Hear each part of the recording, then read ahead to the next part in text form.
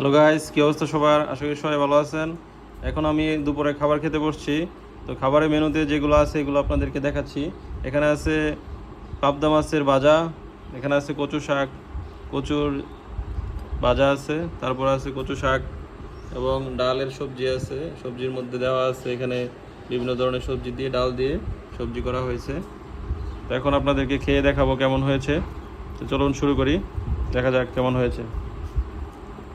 তো গাইস, আপনারা যারা কচু শাক পছন্দ করেন তারা কচুর বড় বড় যে কচুগুলো থাকে এগুলো দিয়ে উপরের অংশটুকু দিয়ে শাক বানিয়ে এবং নিচে সাদা অংশগুলো দিয়ে কচুর বড়া বানিয়ে খেতে পারেন।